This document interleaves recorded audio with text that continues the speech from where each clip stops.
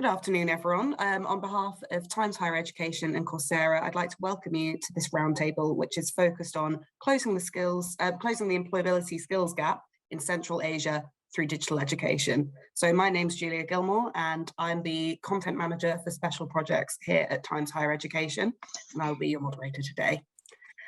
So despite the inevitable setbacks resulting from the COVID-19 pandemic, Central Asia continues to be one of the world's most dynamic emerging economies. However, to sustain its economic growth, the region must ensure that its graduates have the skills they need to succeed in the workplace. We've brought together a great panel of experts today from academia and industry, so thanks all for being here, to share knowledge and discuss best practice about these issues. Please note that a recording of today's discussion will be available on demand, along with a summary article on the Times Higher Education website, should you wish to revisit this discussion or share it with your colleagues. I'd also like to introduce our speaker from Coursera, Iklavia Bave, Senior Regional Director for Asia. Iklavia will be sharing some of Coursera's expertise on how digital education can help close the employability skills gap for graduates. So firstly, I'd like to briefly talk about the changes brought about by the pandemic before moving on to discussing the changing skills landscape in Central Asian countries. So my first question is, how has your university had to pivot to new ways of teaching and learning because of the pandemic? Who'd like to go first if you raise your hand?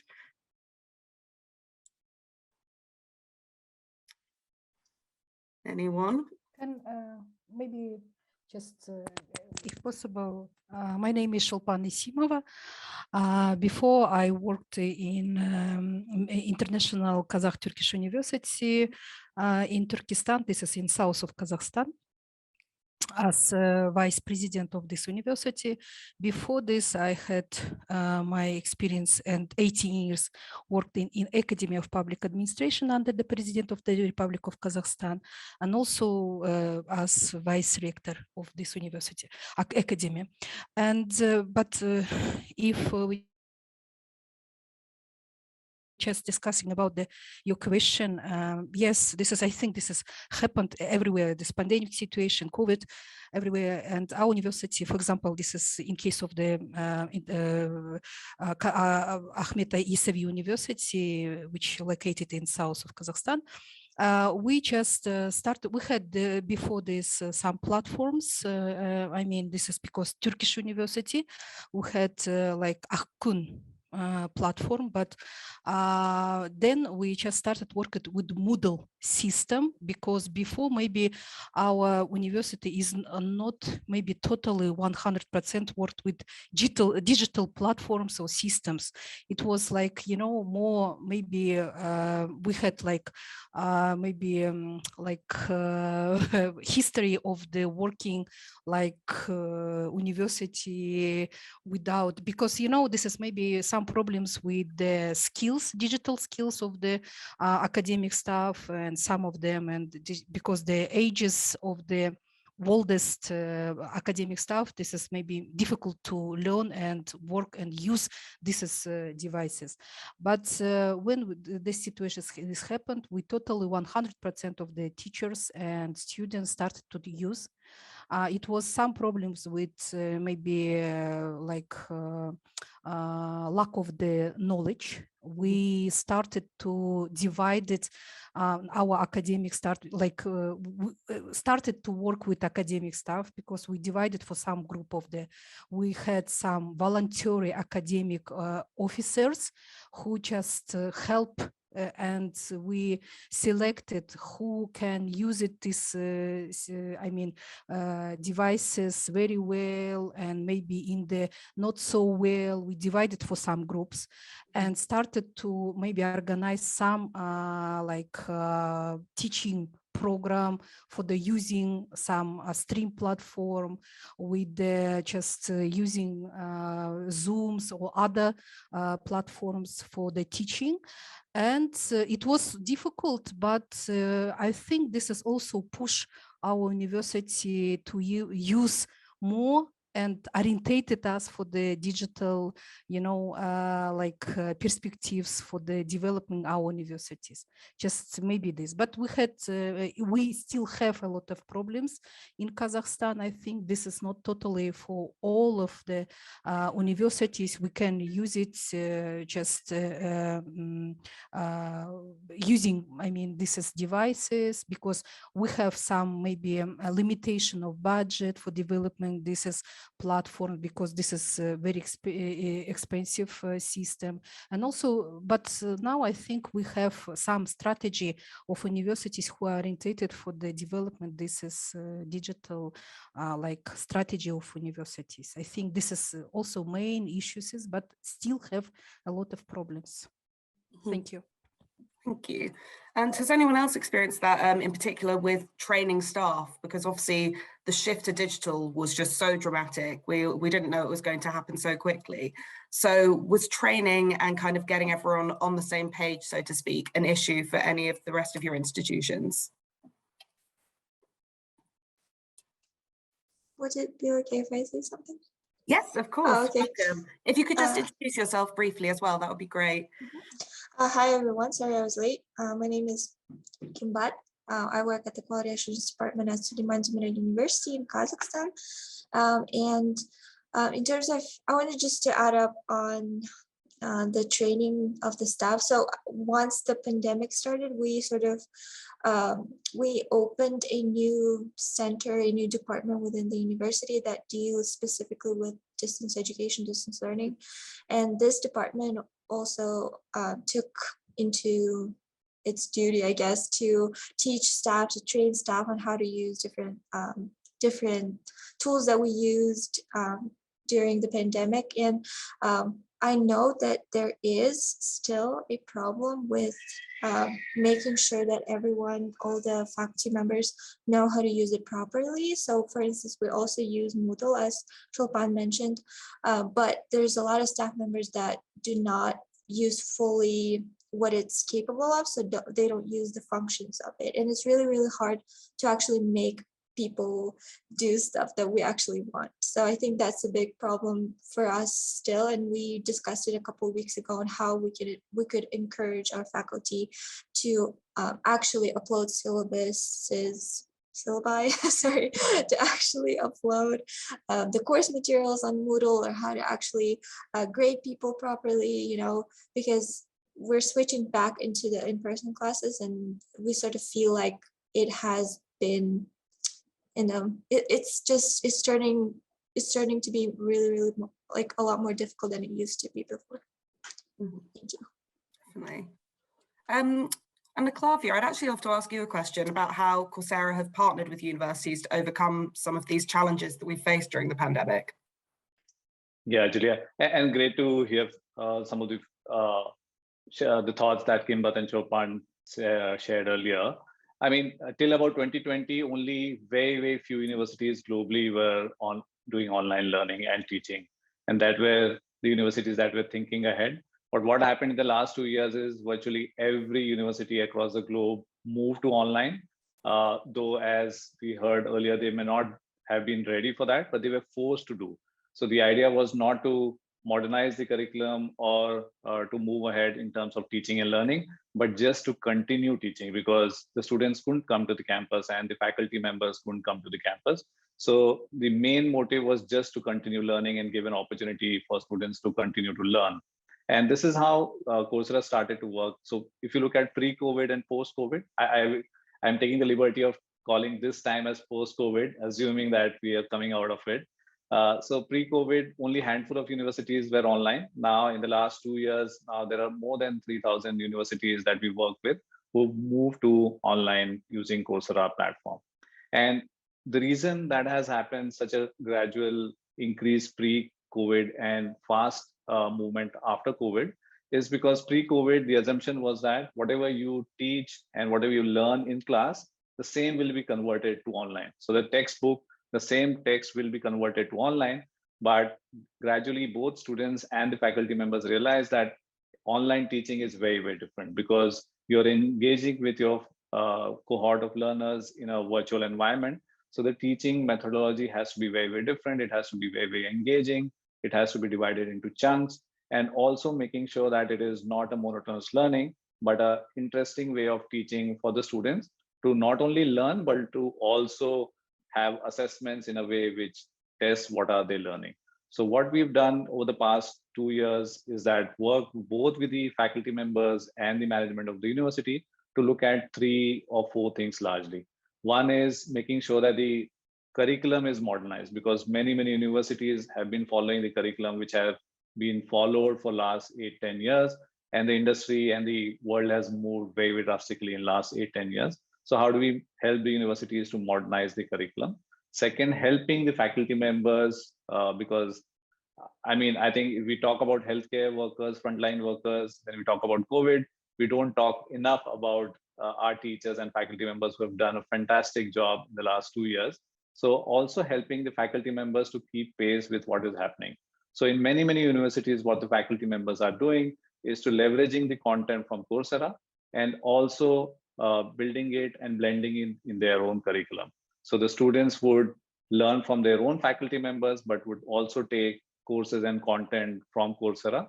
Third thing, what we have also done and to help the universities is to help the faculty members create their own content on Coursera platform. So today, if a university is using Coursera for campus, their faculty members can create short courses, they can create assessments, assignments on the platform itself, so that the students get the advantage of learning directly from them, as well as learning from the quality content that comes from top universities and companies such as Google, IBM, etc. on our platform.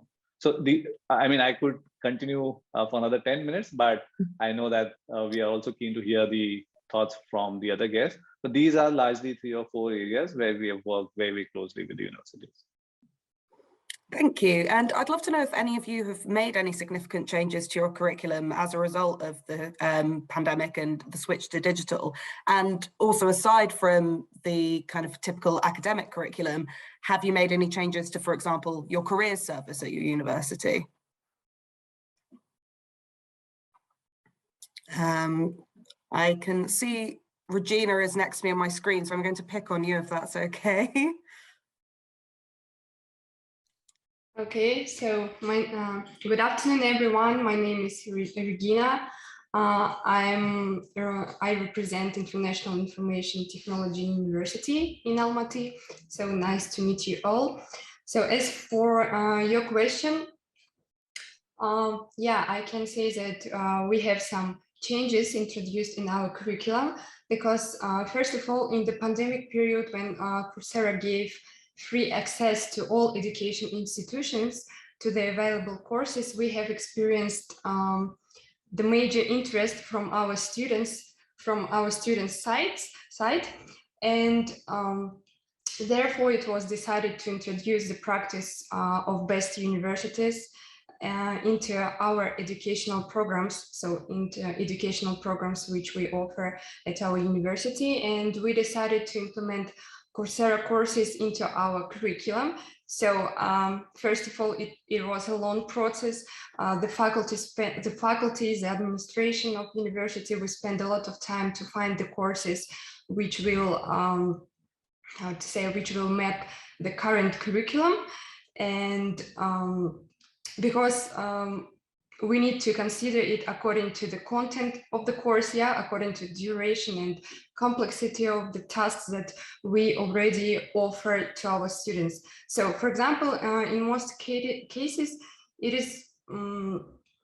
is not only just a course, but usually we use specializations with 4 or 5 courses in it. So from Coursera, So then after that, we have assigned the course admins, we call them mentors. So their role is to monitor the progress of the students and then develop the final examination questions. So it means in our case, so in our practice, students complete the courses in Coursera and gain just 60% of the overall course. And also they have final exams, in our university. So the questions are developed by our mentors, and then for final exam they obtain 40% of general assessment. So, and all this means that we would like to give students the opportunity to plunge into the global educational environment by learning not only hard skills, but also to help them with job readiness and also acquire some other important soft skills.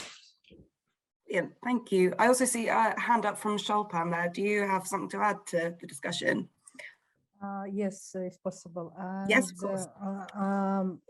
Just we have 120 universities in Kazakhstan, and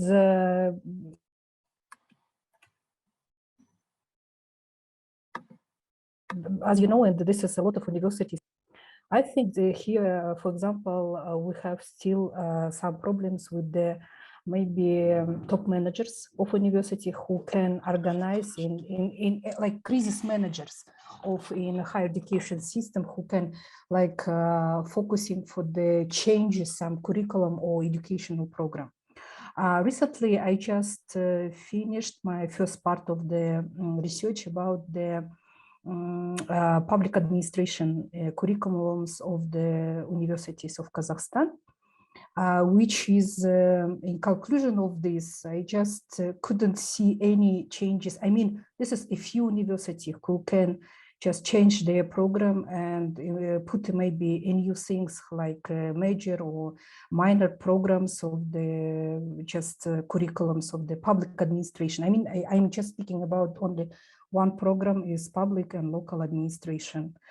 This is like for just, you know, I mean, some problems. And also when we're just speaking about digital skills, and mostly these programs for the bachelor level, we have only 3 to 5% of the digital disciplines, which are they put it in these curriculums.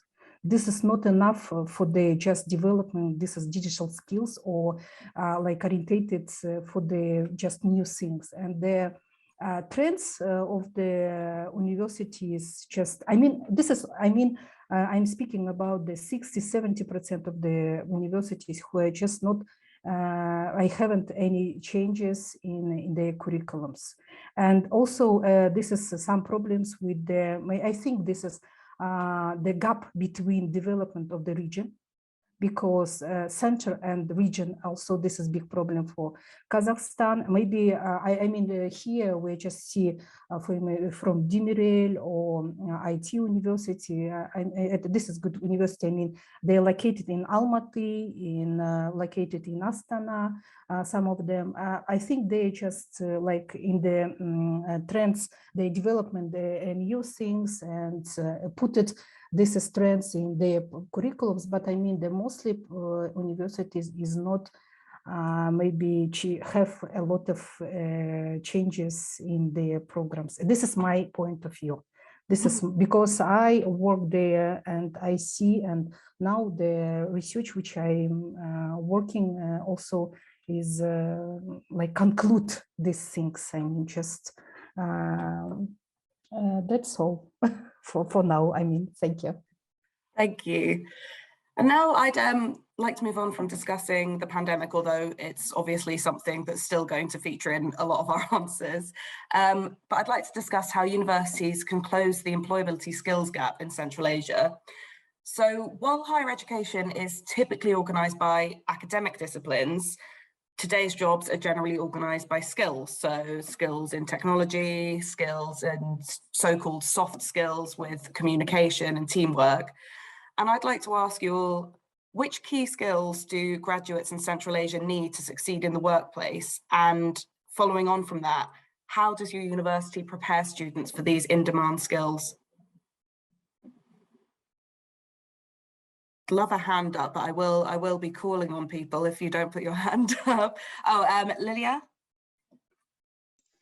Thank you. Hello, I'm a senior manager of career and advising center of Nazarbayev University. Speaking about these skills you mentioned the soft skills, and we have graduate attributes for our alumni who need to possess some soft skills that could be required both by employers or by graduate universities, graduate programs where they will apply.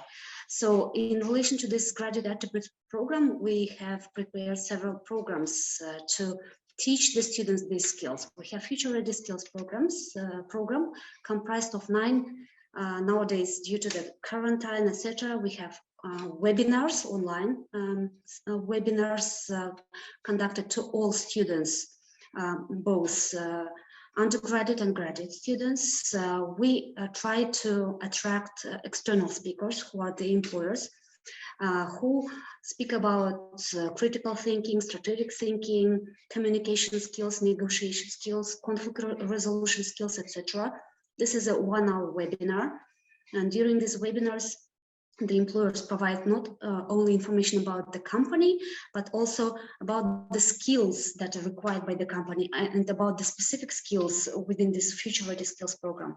Also, we have a career development course. This is mostly about hard skills to close this gap between the employers and the graduates, to increase the employability of our students. It's related to how to pass the interviews, what are the key trends on the labor market, how to write a resume, how to apply for a work, job search strategies, etc. So we have prepared several types of these programs, and we've been teaching these programs through webinars, especially career development course. After attending all these courses, the students get their certificates at the end after passing some tests. And we also try to promote this information throughout our YouTube channel and share this experience with our local universities within the experience sharing program. So this is how we try to close the gap, and also we conduct some employee surveys or communicate with this future or major companies, because they are within the trend, labor trend, employability trend. They know what they need, and we try to stick to their needs. Thank you. Thank you. And have any of the rest of you been working with within industry, so with companies, to identify these skills?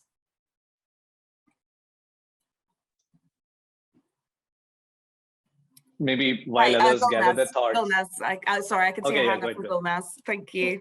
Thank you. I want to share the SDU experience in this case. Yeah. So the Almaty University create the academic advisory board on each educational program, which include the employers, representative from alumni, from students' government, from the other partners, which this board meets twice a year. So they see the program design, curriculum design, and each member of this board share their own experience, the ideas, and which are the trends on the part in this time. For as example, because the situation changes speedily, rapidly, and therefore they need to redesign, not redesign, just renew the educational program annually. So we SDU try to renew each education program, the minimum for the 30% of the content, and the mostly related with elective disciplines. So which offer the mostly the soft skills. So this is the experience. We also conduct the surveys, the analysis, a lot of the information, and we provide the dashboards for our top management and thinking about the course design, the situation, and the most we conduct information from this advisory board. Thank you. Klavia, actually, I'd like to go back to you. So obviously you have conversations with academic leaders from across the world. What challenges do you find they're facing in trying to close this skills gap and enhance the employability of their students? Yeah, one of the things that we hear very often is what Professor Chopin said: we can't change the curriculum very quickly, and that's universal, right? The education policies, the curriculum takes time to change, while the outside world doesn't wait for you. So what universities are doing and what we're working very, very closely with them is, in addition to the academic integration and modernization of the curriculum, we are also working very, very closely on the career services part with them.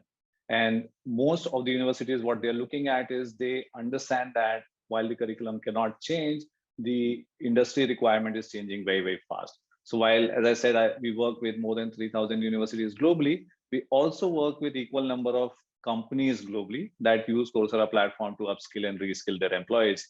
And we work very, very closely with them. And one of the things that we hear very often from them is almost 50% of the graduates do not come with the skills that they are looking for. So the companies end up training and reskilling all the new students that they hire. That takes a lot of time for them to be productive. So what the universities are looking at is two things. One is making sure that the students not only pass the curriculum with good grades, but what is becoming more important is the skills, because the companies are not looking just at degrees right now. They're looking at what are the skills that you're bringing. So 2-3 things that are happening with the universities that we work with. One is what we are also sharing with them is the skills which are required for different industries. Since we work with the companies, we can share with them for telecom, for product management role, what are the skills that you need, for banking, for a data scientist role, what are the skills that you need, and then helping the students to build those skills through series of courses and assessments and assignments. That's one. Second, on our platform, in addition to the courses that come from the universities, there are professional certificates available for the students. Now, if you read at various reports, such as World Economic Forum reports, they say that the top 5 jobs that see the maximum demand in the next 2 to 3 years will be the jobs which have data skills, digital skills, and digital marketing skills. Now, for all these type of skills, there are professional certificates available for the students to quickly develop the skill, but also demonstrate the skills that they have acquired in the form of assessments, assignments, hands-on lab, but also the certificates that they get at the end of it. And these certificates come from Google, IBM, Facebook, Salesforce, etc., which are the leaders in their industry. So professional certificates helping them with the skills requirement and understanding where the gap is the other area of our work with the universities, in addition to the curriculum advancement. Mm-hmm. Yeah, that's really interesting what you said about industry requirements, because obviously a lot of jobs now will require digital skills. I mean, that's kind of the big thing now for pretty much all jobs. So areas such as cybersecurity, Internet of Things, data science. And how do you ensure that you can integrate digital skills into curriculum for degrees that might not be strictly related to this? So, for example, someone studying history, for example, or the arts. How would you integrate that within a curriculum? And have any of you had experience with that so far?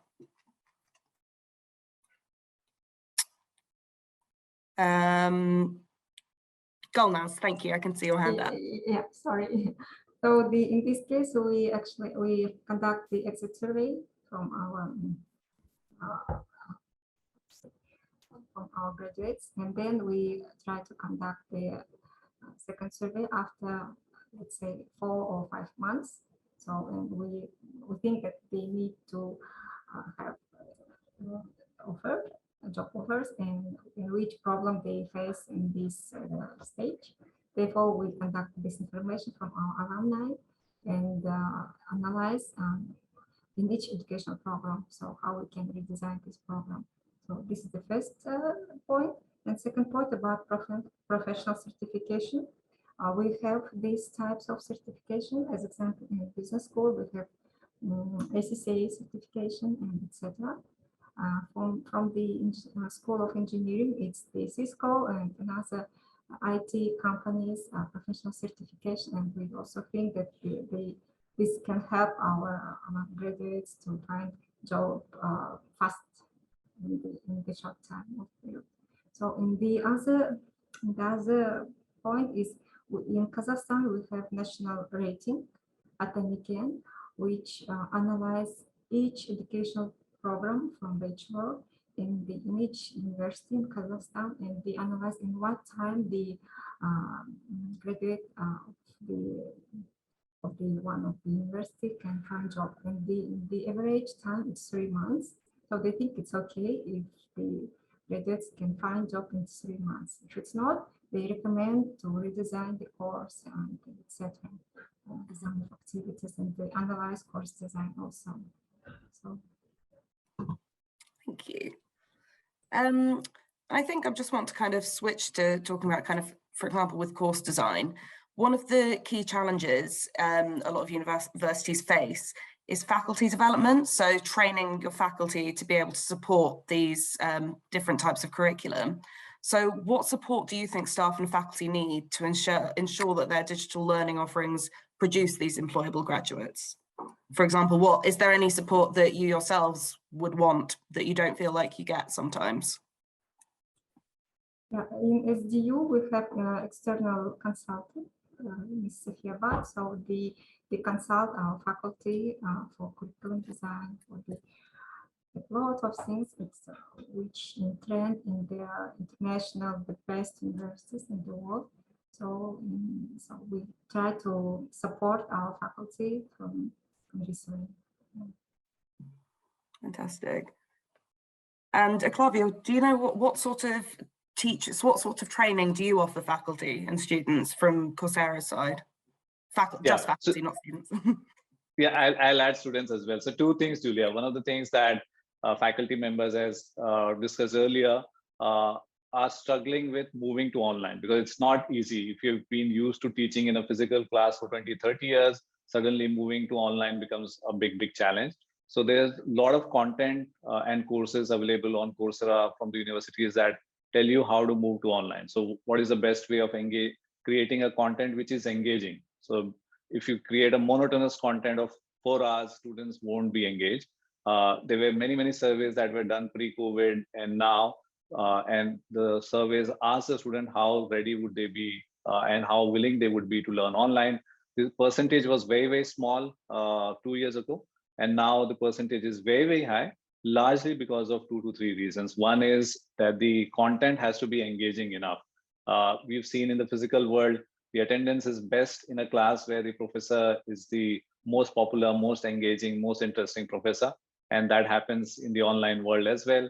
So that's one. Second is the outcomes. The students should know that they are able to learn something, and that can be demonstrated only if there are assessments at regular intervals.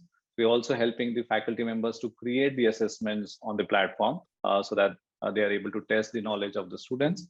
From the students' point of view, and speaking largely of the digital skills, since we talked about it, in digital skills, unlike the other areas, you can't learn digital skills just by reading something or just watching a video. You need to practice on the real piece of software or the tool that you're learning.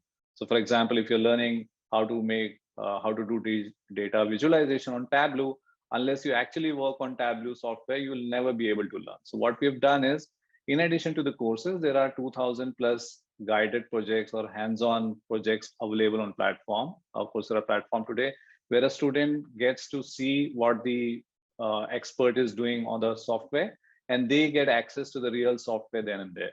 So using the virtual desktop, they get access to the same tool, and they are able to practice while they are learning on the course itself. So that gives a great opportunity for the students to master the skills that they are learning and also demonstrate what they've learned. So both in terms of the faculty assistance as well as helping students, these are some of the things that we have done. Thank you. And that's kind of going back to the skills question. How does your university identify these new high growth skills? Because obviously you have experts like Coursera who can help out, but is there anywhere internally that you're identifying these skills? Do you get feedback from local employers, for example, or from students themselves? I'm going to call on someone because I see no hands up. Kimbat, do you have any thoughts on this? I think my manager Gulnaz mentioned that we have an advisory board. So like the employers and faculty members meet twice a year and they discuss different skills that are important. And that's one of it. So we get like a direct feedback from our employers, as well as we also have some surveys which our department analyzes. So using those, we see specifically what we're lacking. So for instance, it could be one of the examples was from the engineering faculty. There were some students that didn't have enough experience with, for instance, Python coding language. So we try to talk to the faculty, to the dean, and say, hey, we need to introduce this new course, or we need to make sure that this course is given to all of the engineering students. And another, Julia, as you mentioned, another thing is that we also get a lot of feedback from our students.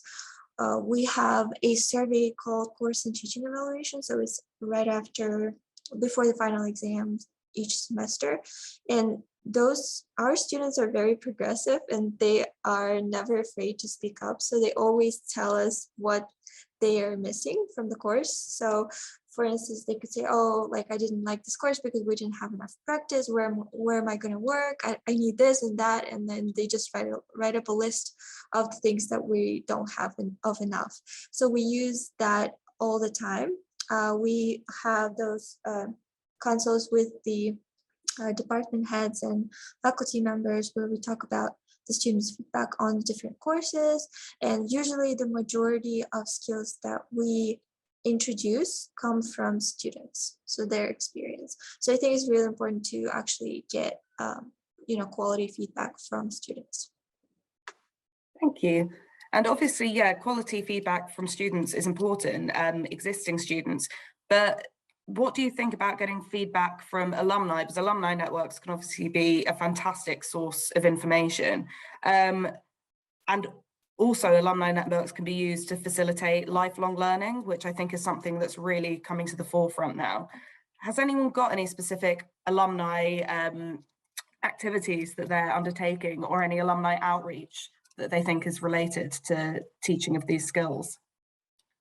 Julia, may I provide my answer on this question? Yes. Yeah, I'm Gani Isimbekova from Nazarbayev University, Career Advising Center, head of this center. And since the first cohort, since 2015, we are closely working with alumni of the university, and we've created two main programs: mentorship program and ambassador program.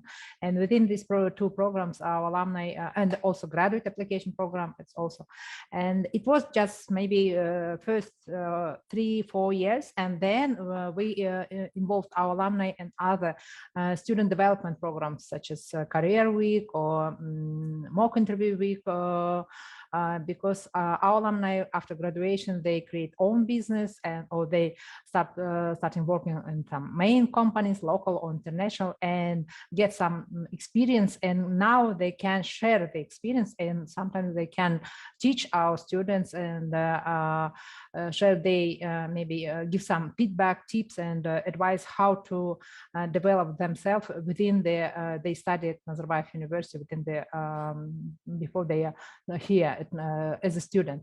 So of course we're involving our alumni, and they make huge impact on the development of our students, I may say. And nowadays they are even sometimes not just like a speaker or maybe some providers, some internship opportunities, but sometimes they are our employers, our partners, our alumni. So it's from our experience. Thank you. Thank you. Yeah, has anyone else had any experience with the kind of alumni outreach in a similar way at all? Can I just maybe add some? Yeah, I think this is for me, and yes, Nazarbayev University, and I think this is they having also this is structure who are working with our students or alumni or etc. But I mean, among mostly university in Kazakhstan this is weakness side, I think, to work with alumni, with students who are just degrees and finished. They have maybe not so close relationship or contact, and I think this is also my point of view, because this is weakness side for mostly University of Kazakhstan, and they are not using this potential and work with their alumni and maybe organizing like these courses or other things. Thank you. Even after graduation, of course, our alumni need our help, our support. And for this point, we helped them to create in 2016 Alumni Association.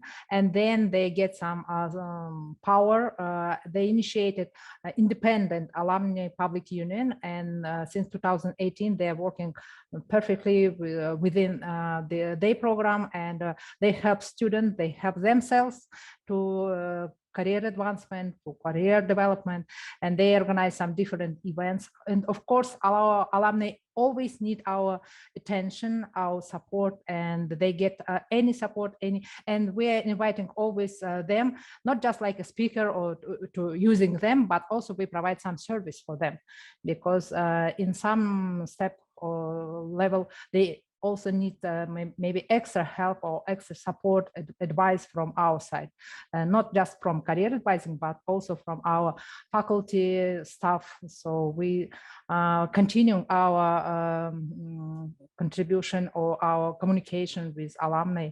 So we, and this year we approved our alumni engagement strategy. It's not just for using again, it's just for communication and collaboration with alumni. So sure, might be Kazakhstani higher education universities, they need to refocus, maybe change the focus on alumni, not just like a student and client, but also like contributors or partners in future. Yeah, agree, totally agree with you. Yeah. Thank you.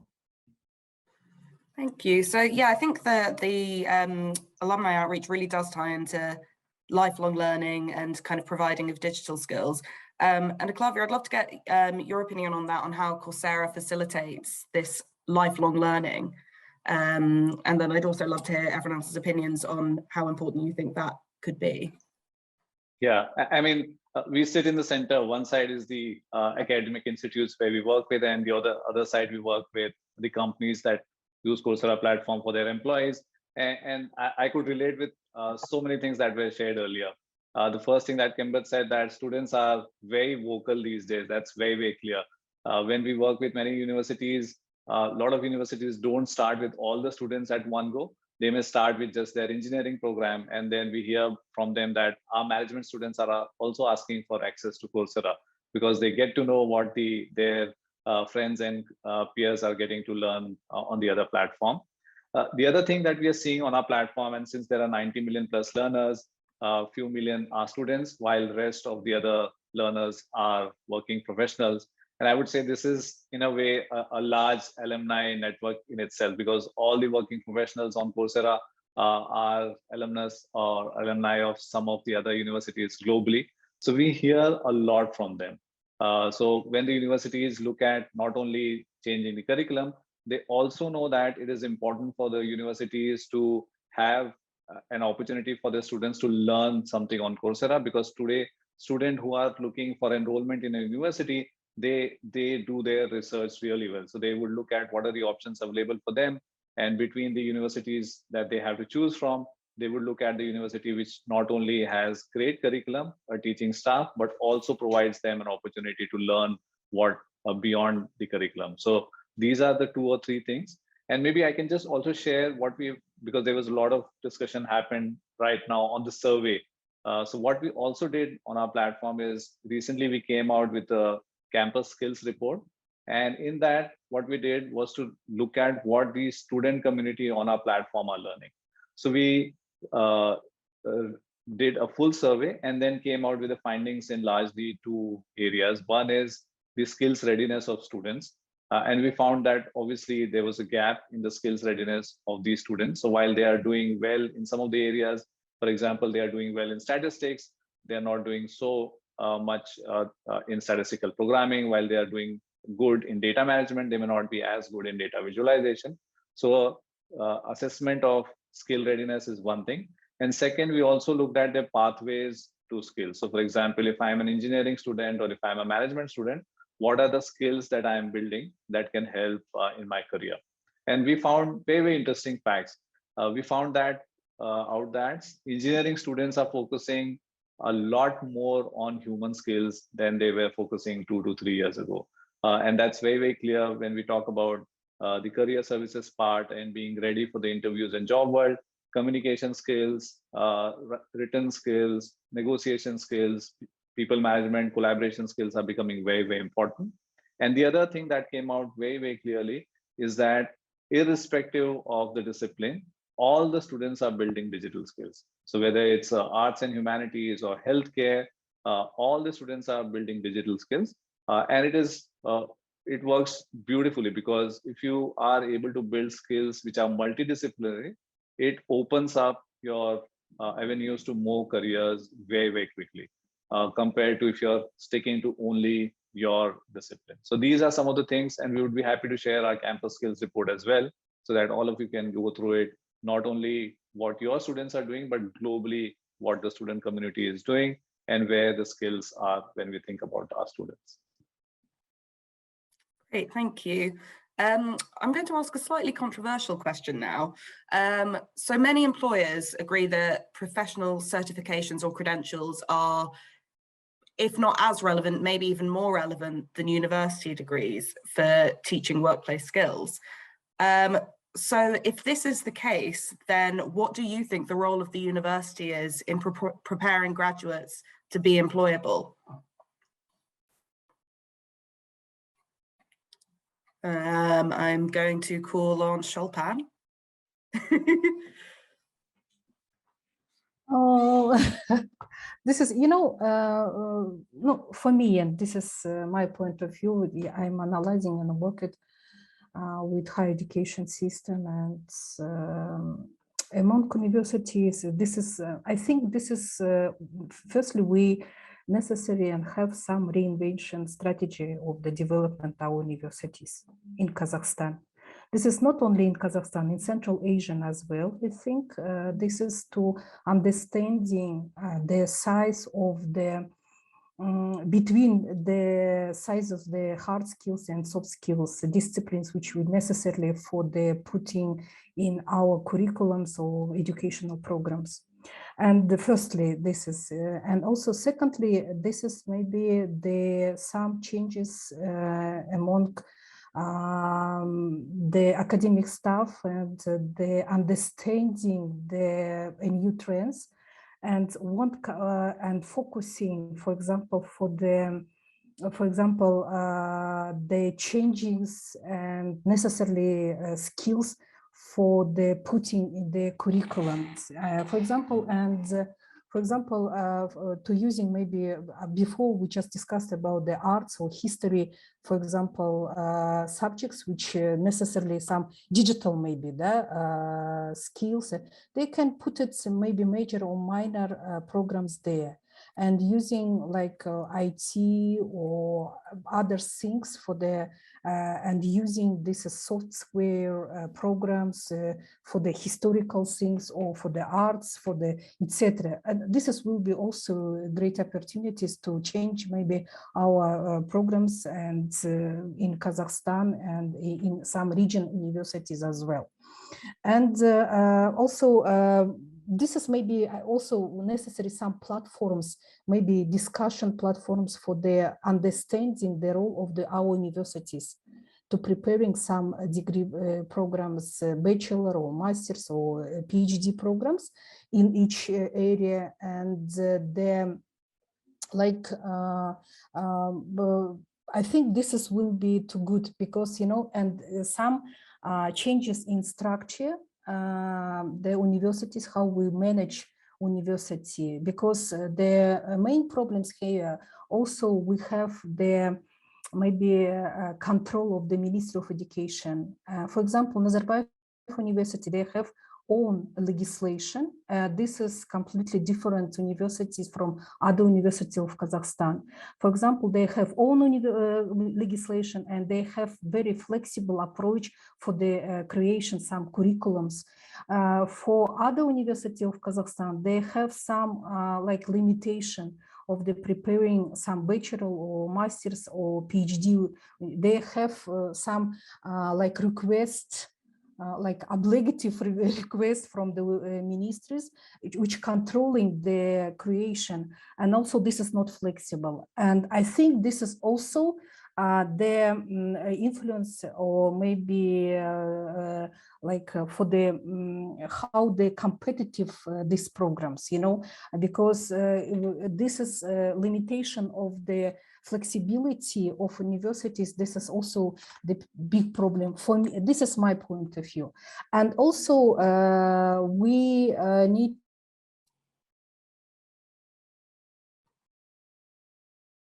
to maybe have it about the curriculum, the structure of curriculum, the maybe learn more about this, how to prepare great experience, and they translated how they're preparing this as curriculums, which what kind of skills and etc. I was in many seminars and with Provost or others people who are just provided their experience to other university. I think this is also a good opportunity to have like this as platform or creation like these things, and or maybe closely work with our employers, because when you're preparing, also this is weakness side. We're not working with our employers, or maybe to preparing, and what kind of problem, what kind of hard skills necessarily for some subject, what kind of soft skills disciplines were just necessary to put, and maybe some framework of the competencies of the competencies of the each subject. And also I think necessarily maybe have some training program for top managers of universities, and to maybe change something in this area. And then I think will be maybe good impact of this development of our universities. Thank you. Brilliant. Thank you very much. This is clear, and just thank you. I've also got going on a different path to skills education. I'd like to know how digital learning can encourage international collaboration, both between Central Asian countries and beyond. And I'm actually now going to call, I know there are some people who don't have their video on, but Camille, would you like to weigh in on this about international collaboration? Or I'm looking at the names who I don't have on video. Kadisha. Hello, Kadisha, there you are. Hello, Julia. Do you want me to say something? I was just wondering about your opinion on how digital learning can kind of facilitate international collaboration. Actually, I think so. International collaboration, even in Kazakhstan, even with this, maybe with the pandemic that really interrupted our work at the universities, and not only in our industry, but all over the world. But anyway, life is stronger than any pandemic. And our wish to survive, I think that this instinct, and especially for academics, is so important. In order to grow citizens of the future, we have to do everything possible, using all resources possible. And it's so important just to note, for generations, for decades, we have been talking about transferring to an online distant learning. And all of a sudden, 2 years ago, it happened in one day. All of us faced one and the same problem: how to continue to successfully teaching our students, from really from very, very little kids to grown-up students, and how to make our industry even stronger. And I think overall in the world, we have done well. Yes, but again, internationalization and cooperation actually cannot be stopped only by borders and by flying and by transportation or anything. I think with digitalization, I think we really have ample opportunities now even to expand our collaboration. The only thing, so For some countries, it took really it took them some little time to do that. For other countries, maybe it took more time. But anyway, if we talk about our universities, and Chopin, thank you very much, you're right. With the resources we have, it's much easier, of course, to collaborate and to communicate with our partners all over the world. But I'm sure that other universities in the country are doing well in this sense. Take all those partner universities we are working with in the country. And actually, Chopin, you may know, and the other colleagues from other universities, actually, we never closed our windows to local partners.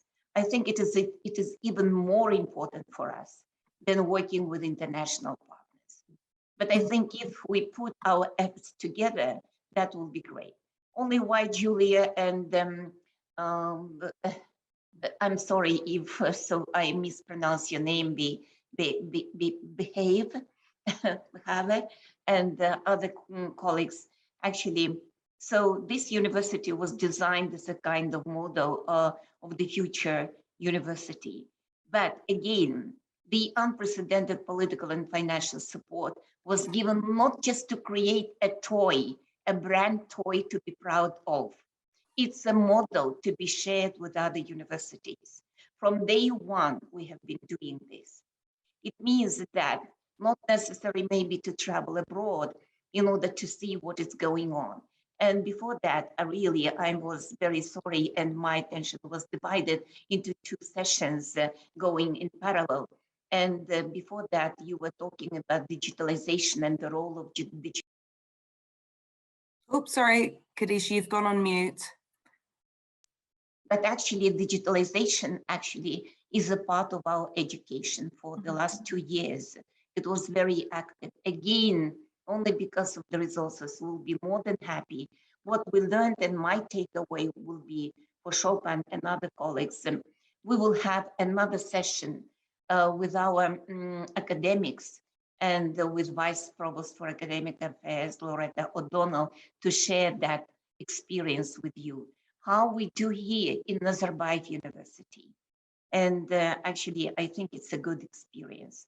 We have a special department dealing with educational technology. We have a special studio where we make recordings of lectures and everything. And we have, of course, digitalized library. And again, to share with all universities in the country and regionally and beyond that. Thank you very much. Thank you very much. And as my final question, because we are coming to the end of our allotted time, I'd like to open this up to anyone, especially people who haven't answered yet. What do you believe the university of the future looks like in terms of skills education, the changing curriculum, and with digital offerings? I know that's a big question, but if you were to design the perfect university of the future, how would it be different from your universities today? Would anyone like to answer? I might have to pick on people again. Julia, let me start maybe just for a second. Again, so because all educators know, we have been talking about robots teaching students in the future, and that so in the future, live teachers will be really available, and no, there won't be any demand even. But I think, of course, it is wrong. If we want really a generation of human beings and with empathy and human beings with hearts and emotions and everything, of course, the teacher's role is even becoming even really more important and important from day to day. The only thing, teachers of today and teachers of the future, the main difference is that teachers of the future should be really, really well educated, well paid, in the first place, well trained. I think that's so what I like in Japan. Teachers really are so well respected. And so I think if we follow that kind of example of respecting teachers and not only just going to them and greeting them, but providing them with financial support, and not only for living, but for training and for professional growth. But I think it should be a hybrid of teachers, robots, artificial intelligence, and anything, if we want really the humankind to survive in the future. Thank you. I see a hand up from Shulpan. Thank you. Thank you. Thank you very much. And I think this will be University 4.0. I mean, with all of the, great things, and also this is university which will have some impact for the social, for the civil society, for the economics of the country, and among in Central Asian countries as well. And also, which I agree with Khadisha Hanım about that, this will be university which very good educated teachers with very well paid, firstly, as well academic staff, and also some with good research area, because this is and creation good infrastructure for the research, and have a good research skills, I think, and with good grades, flexible master's and bachelor programs degree, which is put it maybe a lot of new things like with employers and maybe some component of the digital with employers and practitioner, way to maybe work with companies and etc. Thank you very much. Thank you very much. Sorry, and I must leave. Yeah, sorry, I have another. Thank you. Don't worry. Thank you. Thank you very much. Thank you. Thank you. Yes, I'm sure that there's a lot more we could talk about, but that does bring us to the end of our discussion. So I'd like to thank everyone for taking part today, and remind you all that there'll be an on-demand recording of the discussion and a summary article published on the Times Higher Education website in due course. Hope that you found today useful, and we hope to be able to engage with you at future Times Higher Education and Coursera events. Thank you, and goodbye, everyone.